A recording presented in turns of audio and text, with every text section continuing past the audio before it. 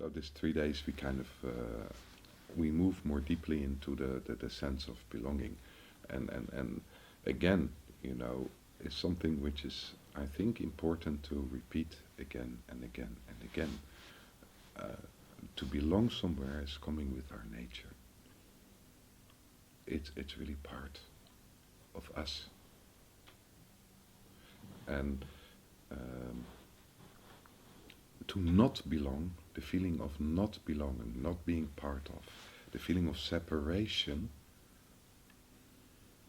is not something which comes with our nature.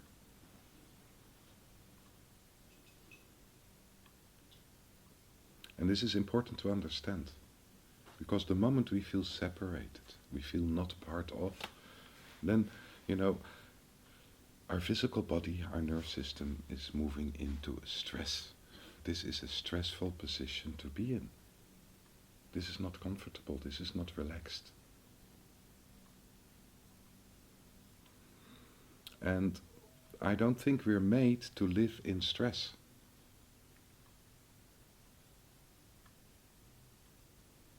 We are made to kind of live as relaxed as possible.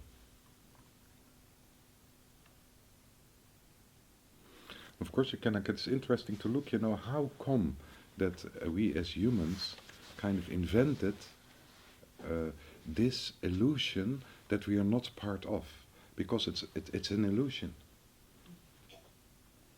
It's not a reality, it's an illusion we're playing with. The whole illusion of rejection, acceptance, and in the end, when you look to this illusion of acceptance and rejection, it is an illusion to give any other being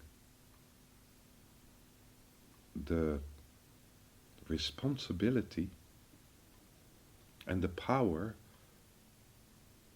over us. If you really look to the depth, can you be responsible for another person? Can you be responsible for another person's thoughts, another person's feelings, another person's lessons of life, another person's a physical body even? Can you be responsible over the life of another person? Can you carry this responsibility?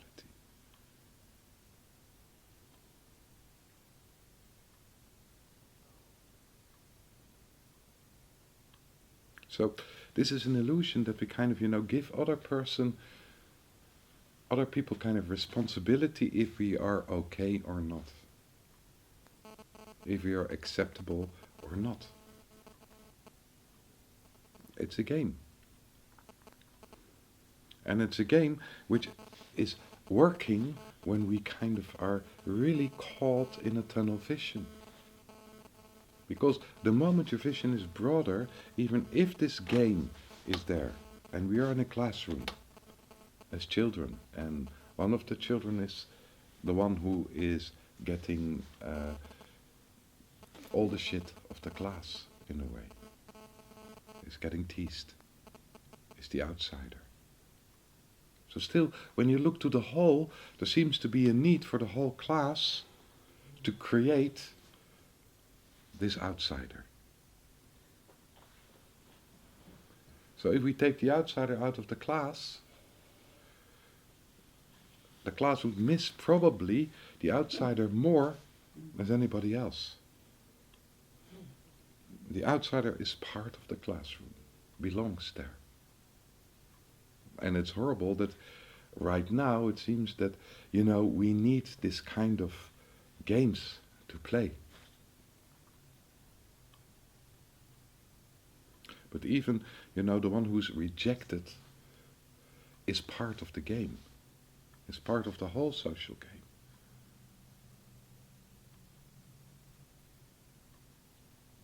game. We some years back had neighbors, and this neighbors' relationship only could hold if they had a mutual enemy in the neighborhood. That would keep them together. So the moment there was not a mutual enemy anymore, the whole relationship starts to kind of, to get so stressed and so tensed. It was not a mutual thing to talk about, to kind of, to put borders to whatever. So, and so what was the movement they made is that they would live in a house for some time, and then in the beginning, everything, they wanted to have it hunky-dory. So they were nice to the neighbors, borderless, and then after a while, tension in the relationship would come forward. And then came the mutual enemy, one of the main neighbors came forward to rescue. And the tension between them and the neighbor they hated was quite high, and that would kind of circulate a little bit, because at a certain moment people didn't relate to them, they took a distance, so the mutual enemy was not working, so somebody else became the mutual enemy. It was a whole pattern. And then at a certain moment, it was difficult to find another mutual enemy where they could still relate with, be angry about. So they had to move house again. And then they tried really to kind of make it good again with everybody. And so this can go on for years. It's a game.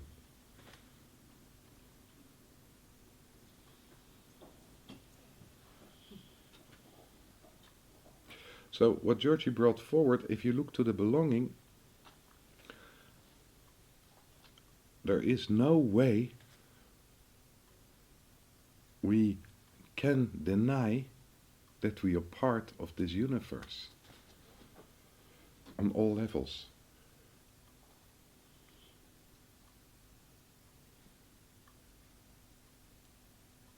Physically, we are part of this universe. We are part of the matter this universe is built of. So part of the universe we are in, or maybe even the galaxy we are in, which is only a little part of this universe. There's many, many galaxies. Is the whole area, the whole area of ourselves, connected with our sentience, with our feelings, which we call our soul.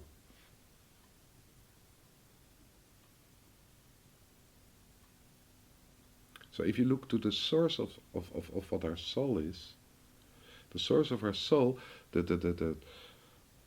is one. And this is what we call God.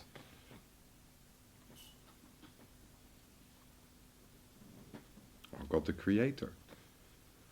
So it's not your soul. The soul is moving through us. Soul is part of the building stones of our makeup. But soul is also part of the universe, part of what is created. It's a form.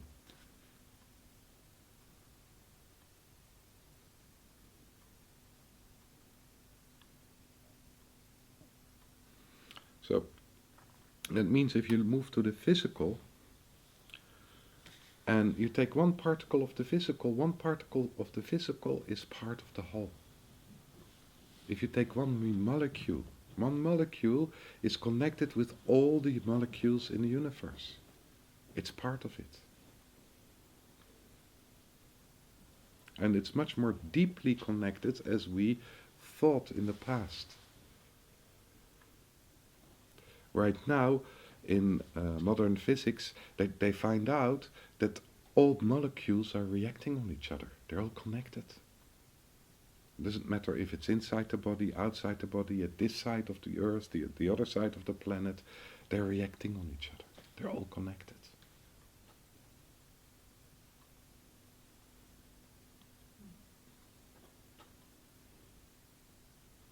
So when we move to so you cannot say in no way, when you look at it, that this physical body, which carries the illusion that it's separate from all physical bodies, separate from this planet, that it's not part, that it's really separate.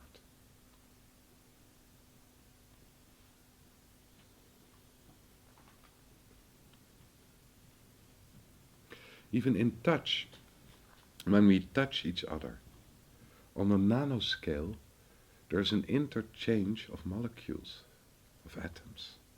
That means if I touch Georgi, I carry part of Georgi's inferior. No.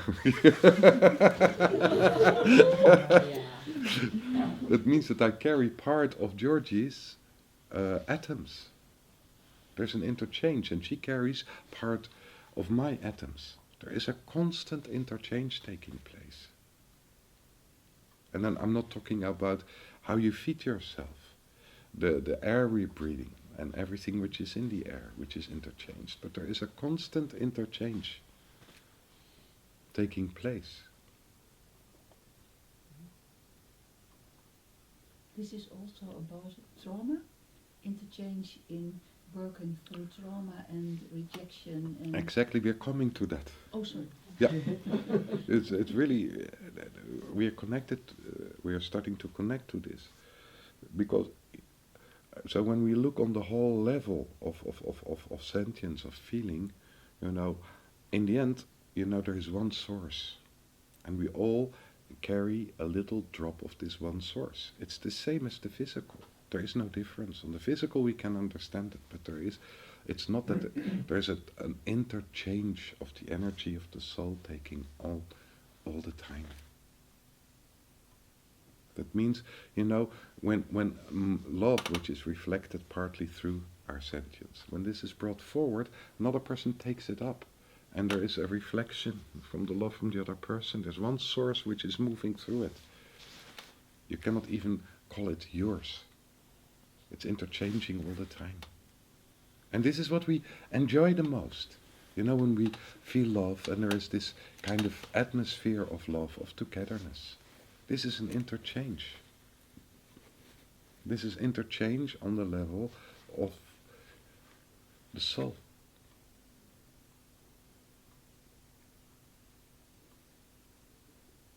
It's not our soul. It's just a part which is represented in ourselves, which in the end is one. And we are looking for this interchange all the time, this togetherness, this interchange in a way. And at the same time, we hold on that we're separate. We're separate from nature, we're separate from this planet, we're separate from the earth, we're separate from each other.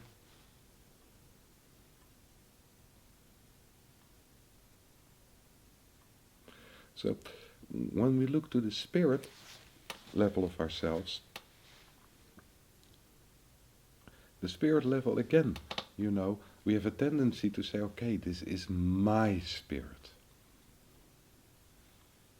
So we can often guess, what our body is. This is my body. This is something we can touch. So my soul becomes already more difficult, but still it's your soul, your feelings. When we come to my spirit, it becomes even more difficult. What is exactly your spirit? Can we define our spirit?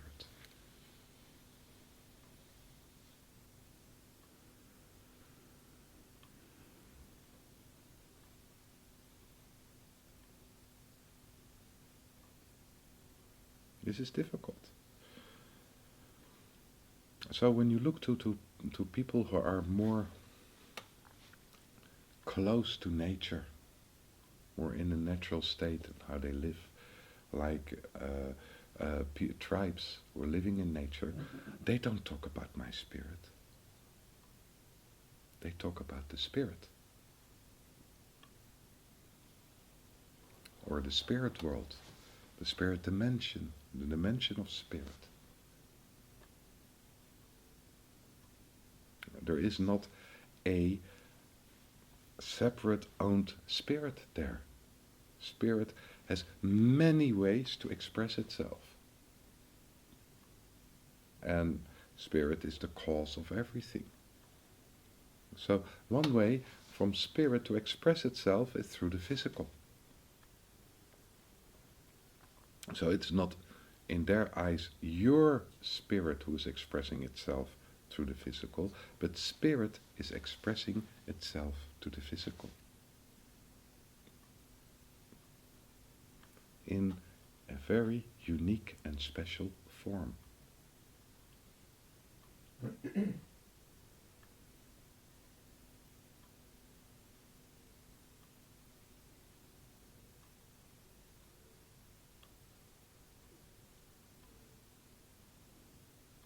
So when we to look to this, also there is not really a separation.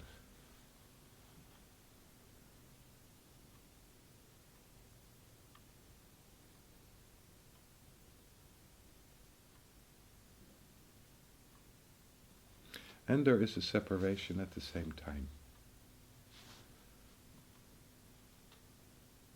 There is not really a separation, because in the end, we're built from all the same material, expression of all the same, an expression of the universe. But this expression is like one word in a sentence. It's separate from other words. It has a unique sound, a unique vibration, brings forth a unique experience, and is experiencing, when we talk about an individual, in a unique way. But in no way it's separate. So when you look at it like this, it is unique, but it's not separate. So how could a word not belong to a sentence? How could any expression of the universe, what we are, not belong, not being part of the universe? How could it be separate?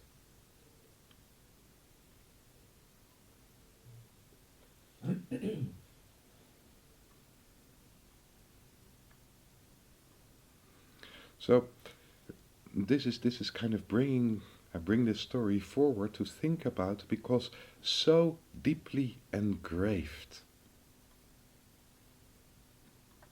in our thinking is this separation.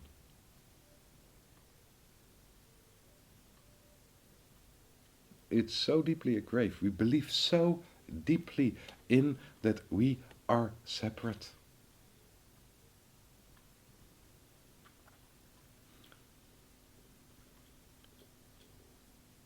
And we take so much effort, we put so much effort in being separate.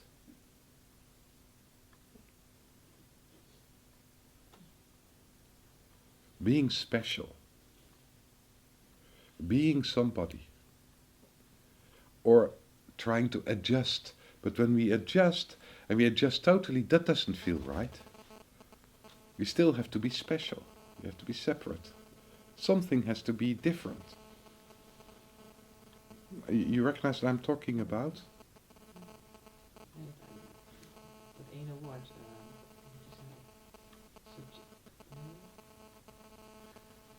Herhaal nog maar eens. Het ene woord. Effort. We put so much effort in being separate. Moeite. And at the same time we put so much effort to belong. But the whole area of belonging is based, the whole difficulty around belonging is based on this feeling that we are separate.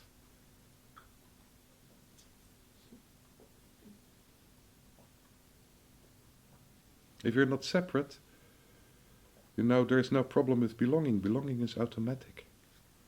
You belong. And this being separate is really born from the mind. The development of the mind. And the development of the mind is how we teach our children, teach each other how to develop the mind. This can be totally different. There's this deep, deep belief in the separate self. In separation.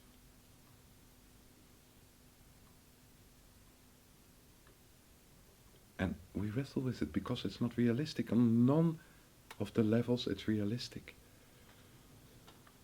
If you get angry and you shout at somebody else, so the other person is reacting. It's reacting not only on the sounds and the movements you're making, but also reacting on the atmosphere which is shared at that moment. It's pushed out. And then what you see is that your emotions start to vibrate automatically on the emotions of the other person. And this is happening all the time. We're collectively angry. We're collectively fearful. We all react on each other. This is partly, and we manipulate this. We manipulate this through the news, through the reporting we give, through stories we tell each other.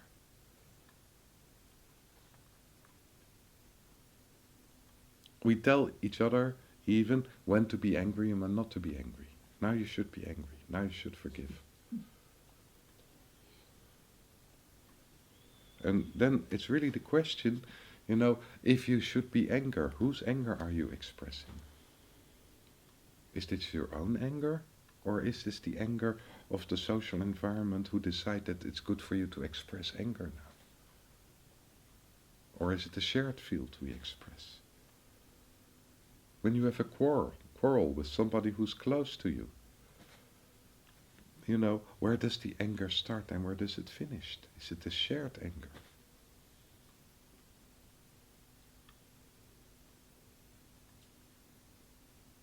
When we look to contractions, to trauma, is this really your own precious trauma? Or is it an expression of a contraction you give your own unique form to? Especially when you look through generations, you see through generations trauma, going from generation to generation. And each generation has his own struggle with it, has his own form to express it.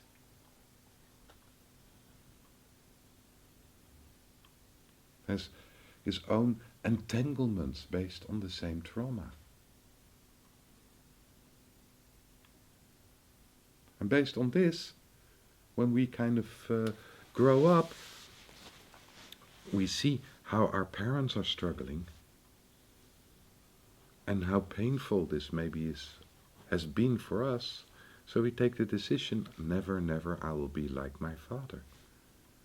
Never, never I will be like my mother. So we rupture part of the belonging which is there to do it different, to be separate. But the same trauma is expressed in a different way by you. Even if you never like your father, most of the times we find ourselves acting like our father anyhow. But we never want to be like our father, so maybe we will express it in a total opposite way. But the drive, the pain, the contraction is exactly the same.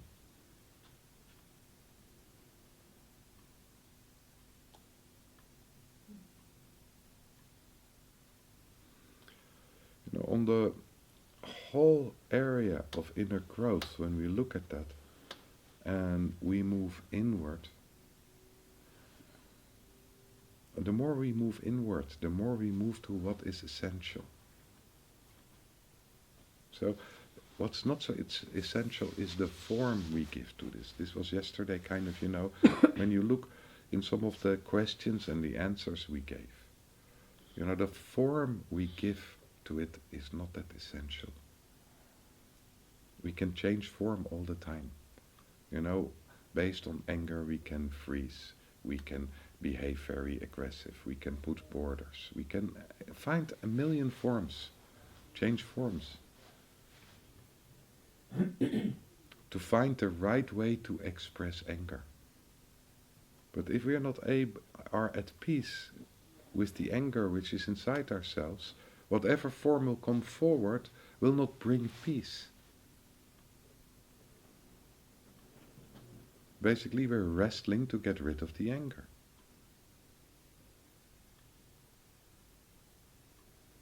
So the more we become at peace with the anger inside ourselves, the more we become aware that this is not only the anger inside ourselves, we're connected with a field of anger. it's an energy, it's a vibration which is there, which moves through you. It's difficult sometimes to really decide, is this really your anger or is this the anger of somebody else? The moment we grab it, it's our anger.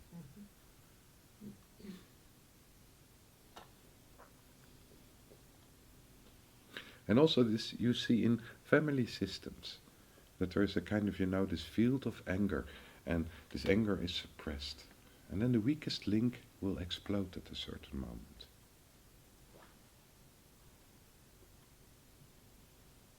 They will get angry. And then this is the reason for the whole family to kind of respond with a lot of disgust sometimes and anger on the person who snapped. How could you snap? How could you be angry? This is quite normal in family situations. And of course, when it's the weakest link, this is the one who also is get teased a little bit. And who get triggered. Because if you kind of tease and trigger there, then the anger will come forward, and then we can all say, okay, you're the problem. You're the problem. Yes, but he said, and he said it, and she did. Yes, you should listen to yourself. So again, beyond that, when you look to this whole movement, which is kind of much more collective as that we think it is, with this illusion of separation.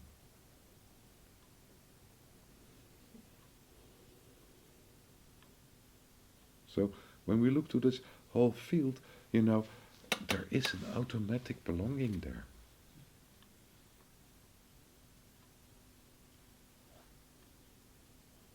On all levels.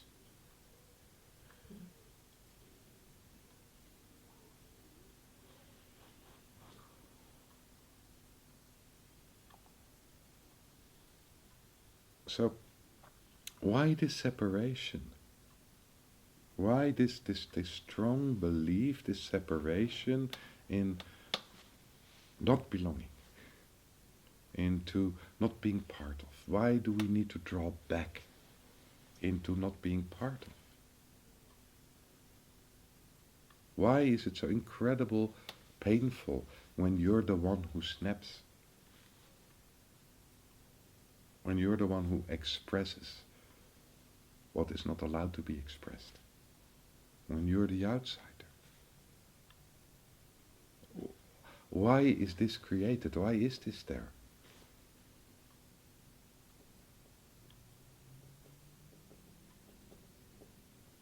Why not kind of live all together like horses, in a field, connected with each other on all the levels and reacting on each other?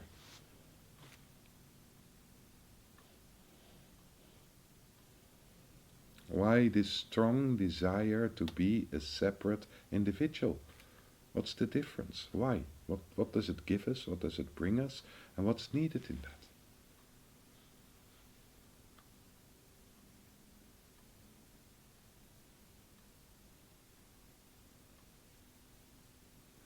So part of it is that it seems that we have the ability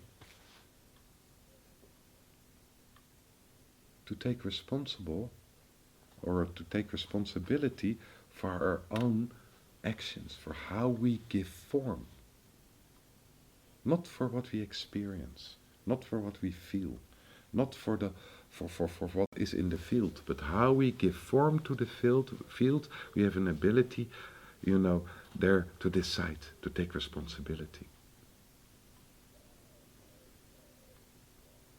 We cannot be responsible what is coming towards us, but we can be responsible for how we give a form and a reflection of what's coming towards us. But to be able to take this responsibility, we need to develop the consciousness to see, and this is consciousness to see what's there and what's here.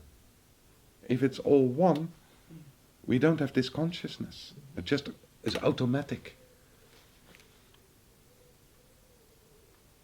So when we look around in the world, we see that not many of us yet have developed this awakening, this consciousness, this spiritual, how do you call it, discernment, to see what's the difference between yours and another's. We just are reactive, automatically reactive. If everybody's angry, we're angry. If everybody's crying injustice, we cry injustice. If you reject me, I reject you automatically. We're in the field of rejection, the energy of rejection. So if you reject me, I reject you. It's automatic. It's like horses.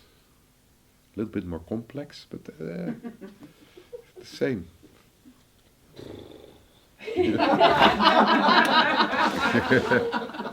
Moest even iets van me afschudden. I had to.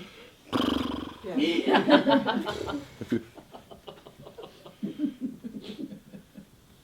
So, so when we look to this, what I try to make clear that in a deeper level, there is always belonging. We are always part of. What we have to learn is to, and where there is part of our free will, is how to give form to ourselves. But this is, again, kind of when we come back, how to give form to ourselves, we learn this. This is what we learn. And our teachers are other human beings.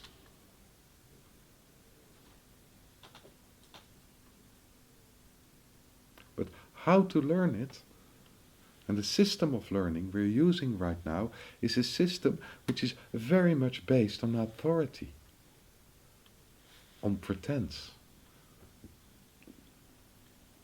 You know, a teacher who's not able to contain his own emotions, not able to express in a way which is totally right for the teacher, is teaching us how to express. So what comes forward is structures of guilt, structures of shaming. All structures which kind of give us the message that we don't really belong. We don't belong. You're different. You don't really belong. You're not reacting in the right way. And the structures of guilt and shaming, what you see is behind it, is a matter of superiority and inferiority. It's all duality. Acceptance and rejection.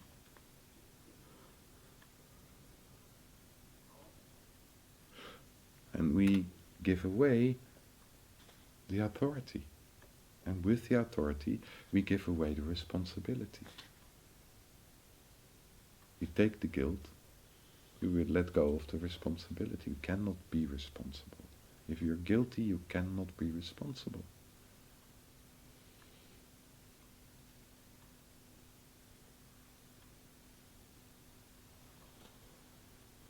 And this is thought behavior. Yeah.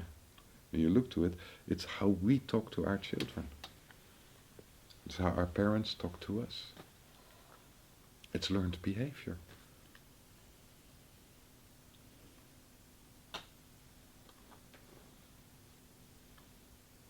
So the turnaround is basically, what is needed is that we take the responsibility for our own behavior on ourselves, that we don't say this is because of.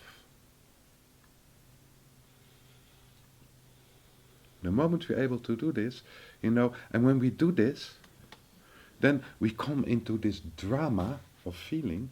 If we really pull back the responsibility of your own behavior towards yourself, it's like you moving out of the social field. The social field is so much based on blaming each other, carrying each other's emotion.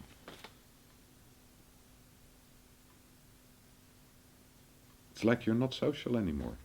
If you don't kind of, interact in the way which is expected with the anger of your neighbor, it's like there is no social relationships possible anymore. You kind of have to do it like this. When you're blamed, you have to blame somebody else. Otherwise you're not part of the social field. You recognize what I'm talking about?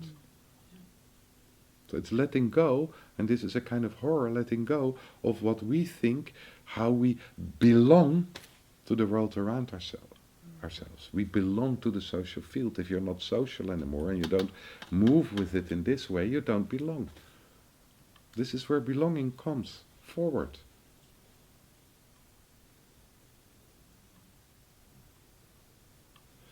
But this level of belonging, this belonging to the world, to adjust, to be a good citizen, to all of this, to basically pretend how you should be instead of being what really is in a form you take full responsibility for.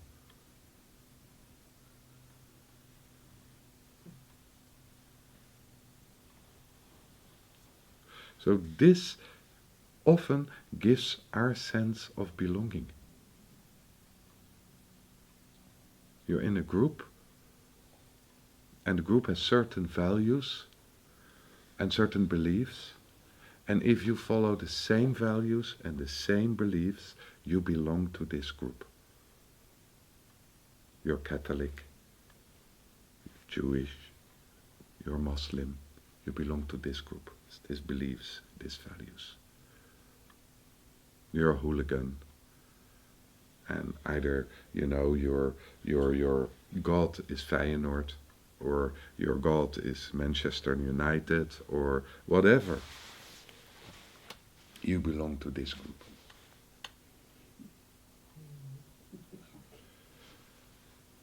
You're a spiritual seeker. So you have certain beliefs, a certain attitude, certain ways. You belong to this group. We adjust. You're a spiritual teacher. A spiritual teacher, you have a certain attitude, certain beliefs, a certain form. And if you keep this form, you belong to this group. And otherwise not. It goes everywhere. You're a doctor. So as a doctor, you have a certain expression, a certain attitude, certain beliefs. You express in this way, you belong to the group.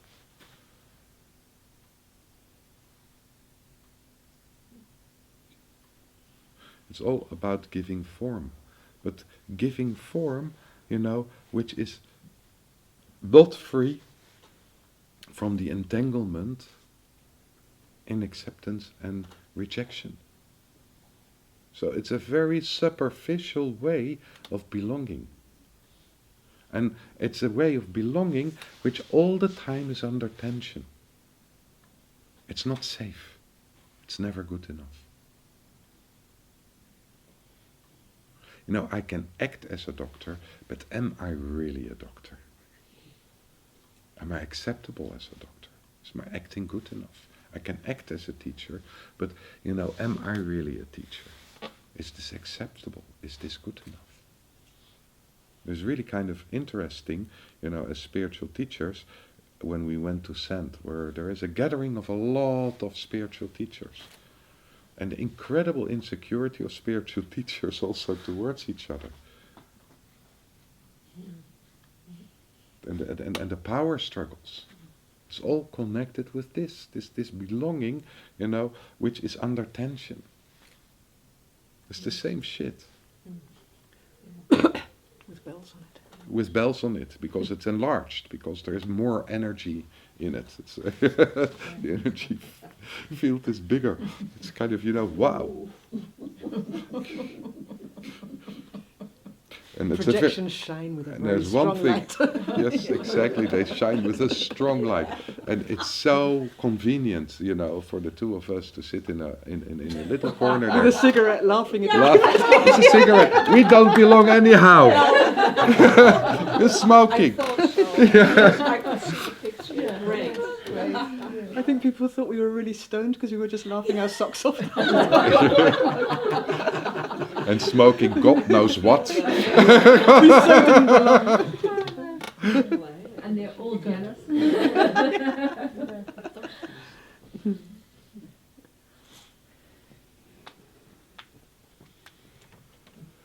So, when you look to this whole kind of, where we look for belonging, it's on the surface.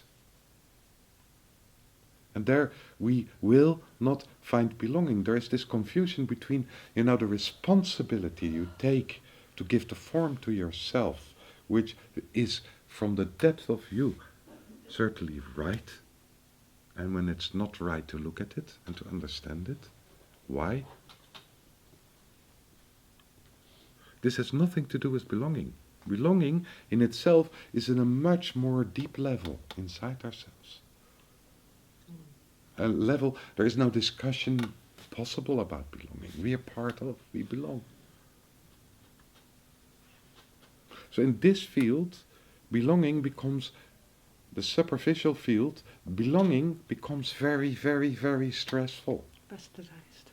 It's bastardized. What is it? Bastardized we talked about yesterday. That means that you take something which is in itself a core quality, which in itself is a non-dual position, and you try to recreate it on another level, in a way that it's corrupted.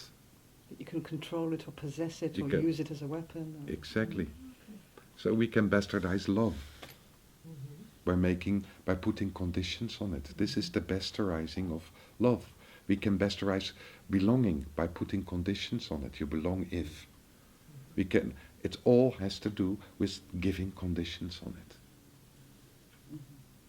But the conditions are illusions. Because in this basis, it's unconditional.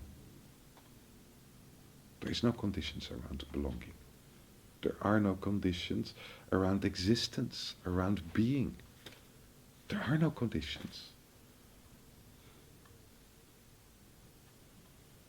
There are no conditions around the form of your physical body.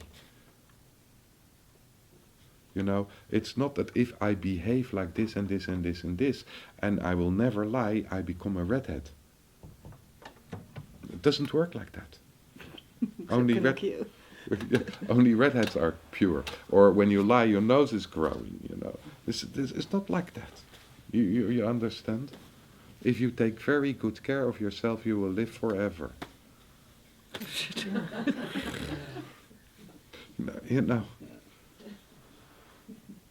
There is no conditions. Of course, if you don't jump out of the window, there is a chance that you live a little bit longer as when you jump out of the window.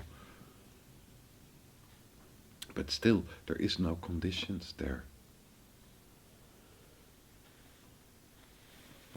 Our physical body is given to us unconditionally.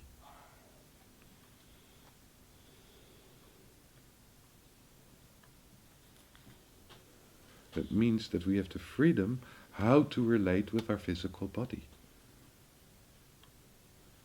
Our life is given to us unconditionally. That means that we can, have the freedom to deal with our life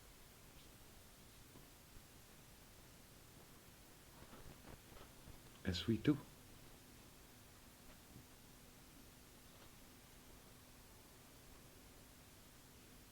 So the moment we start to place conditions on life, we bastardize life.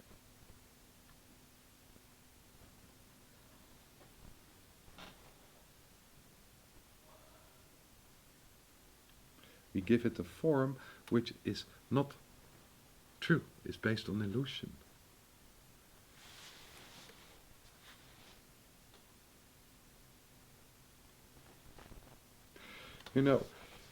We all breathe air. And air is there, around ourselves. So, say that there is a big company coming forward. Berge and Co.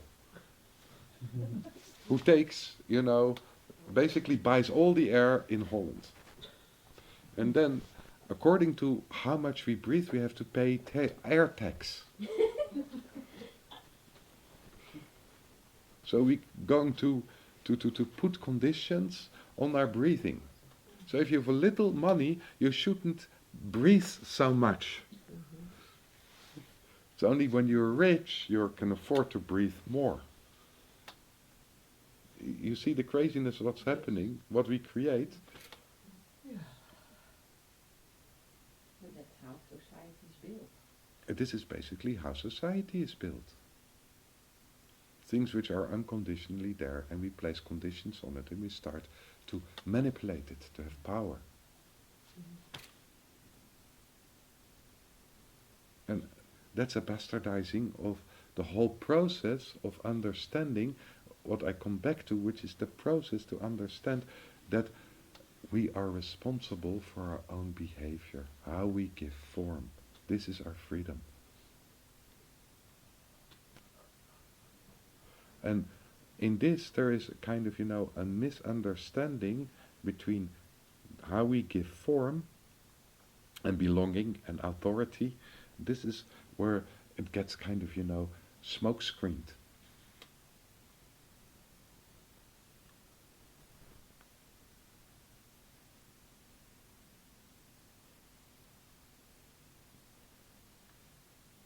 This is where we are smoke screened, where there is no clarity, where we lose our clarity in, the aversion and the grabbing of certain aspects.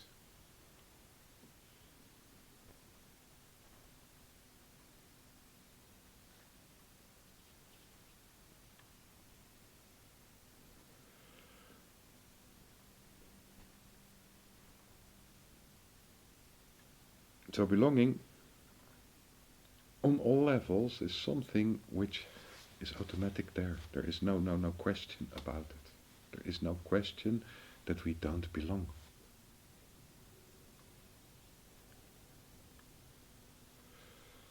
The difficulty we have is with acceptance and rejection.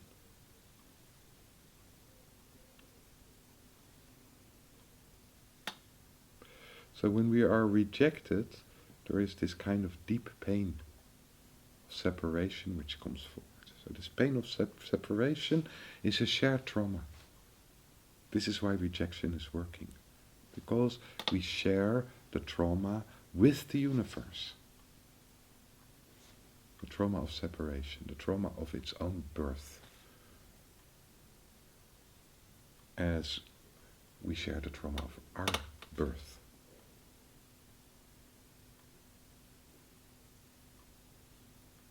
So this trauma of separation, which is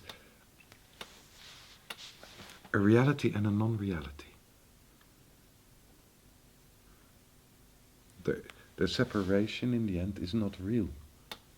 There is not a real separation possible, because everything is part of everything. But the trauma of the separation in different forms of the same matter. This trauma of separation, this is the pain, basically, what we have to learn to endure. This is part of being part of this universe, expresses itself through us. So this pain, if we're able to contain this,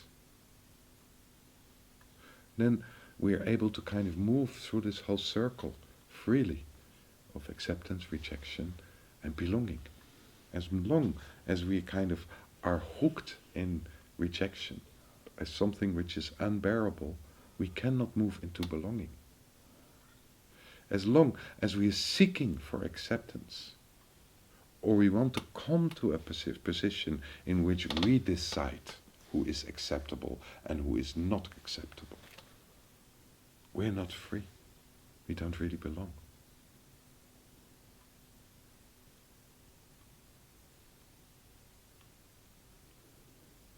So, in this circle, the crunch the most difficult part is this deep pain, which has to do, this trauma, which has to do with rejection. Rejection, if you look in the depth, is an illusion, but it touches a much deeper trauma, the trauma of separation.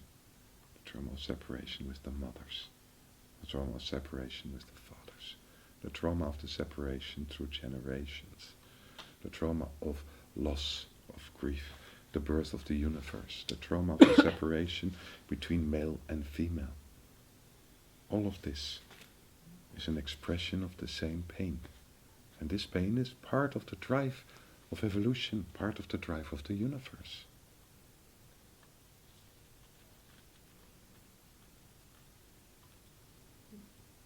Part of evolution, inner growth, and creation.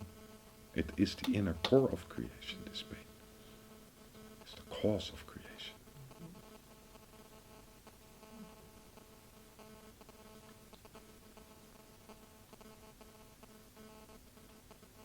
So, nobody is guilting for this pain. We all have a little piece we can work out by ourselves by feeling it. But nobody is stupid because he's carrying this pain through generations.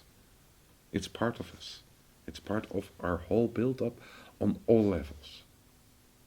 And on all levels we can move beyond the illusion, on the soul level, on the spirit level, and on the physical level.